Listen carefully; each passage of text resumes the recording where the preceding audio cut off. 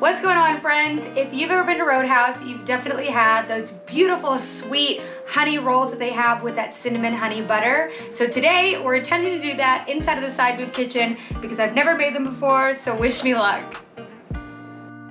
Now, when I say that I've never made these before, it is a little bit false because I did work at the original Roadhouse grill in high school for like 3 years, but we didn't make them from scratch there. We actually pulled them out from like a frozen pack and then had to let them rise and then bake them. So today is my first time making them from scratch. So what you're gonna do is you're gonna heat your milk on the stove until it's somewhere at about 90 degrees. That should be just over room temperature if you don't have a thermometer, and then you're gonna mix your honey in. The reason we want the milk a little bit warm is so that the honey dissolves and it gets really well incorporated into the milk itself before you add on your yeast. Now, you could use 1 packet of yeast or use 2 1/4 teaspoon. That is going to be the same as 1 packet of yeast.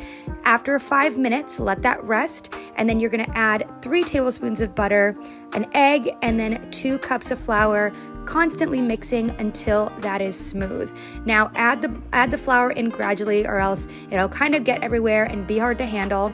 And then you take your other 2 cups of flour and add that until it makes a dough ball. So you're gonna see it slowly transform here. It's still gonna be a little bit sticky, a little bit tacky. That's okay, but again, just keep gradually adding that flour, and then you're gonna see it thicken up. Now, once you have it thickened up into a dough ball, you're gonna put it out on a well-floured surface. And at this point, you're gonna have to knead it for about 8 minutes. This is also when you can add your salt. It's not too much salt, but because you're kneading it for 8 minutes, it should be fairly well dispersed amongst the dough ball itself.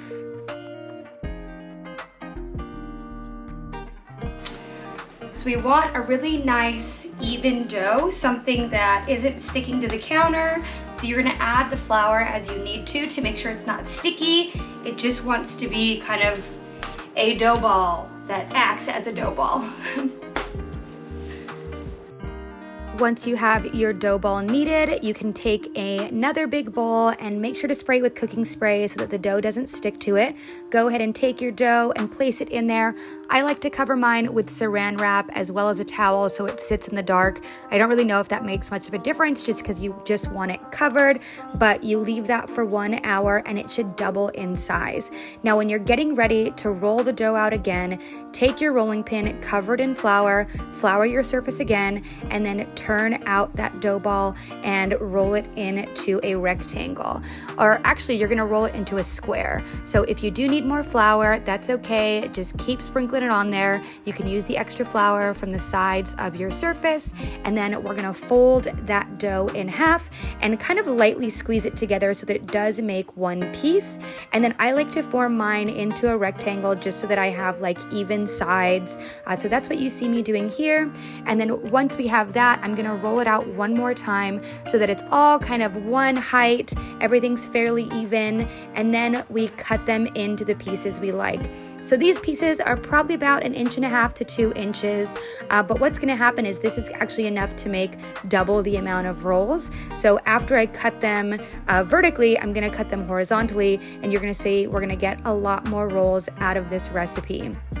After that, you can place them on your baking sheet. I really only had room for 8 on my baking sheet, but that's okay. And then I cover them in saran wrap, and then we're gonna let them rest for another 40 minutes or so. And you're gonna see them puff up in size once more, and that's exactly what you want. So while you're waiting for that second rise, you can go ahead and preheat your oven to 350, and then we can go in and make that beautiful cinnamon honey butter. So we start with 2 sticks of butter, give it a splash of milk, as well as a little bit of powdered sugar, and then we blend it. And this is gonna be a whipped butter similar to that garlic confit whipped butter we made before. So you go in with your hand mixer and you beat that until it is nice and fluffy. You may have to add a little bit more milk. It really just depends on the consistency that you actually want for it. I think that I added enough in this recipe for it to kind of fluff up the way that I wanted it to. Beat that for a couple of minutes. Once you see it's nice and fluffy, go in and add your honey, go in and add your cinnamon, and beat it one more time, and I promise you'll see that it turns out absolutely delicious.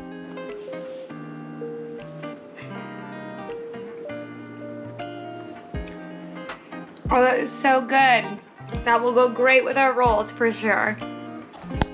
As you can see here, our rolls have puffed up in size, so we're gonna go ahead and add those to our preheated oven at 350 for 12 to 15 minutes. I think mine actually took about 12 and a half minutes, and then I brushed them with a little bit of butter when they came out, so they were all nice and glistening. If you end up trying this recipe, let me know what you think. These are still very, very hot, but not hot enough for me to use my fingers. So we're gonna go in to our beautiful honey cinnamon butter that we made.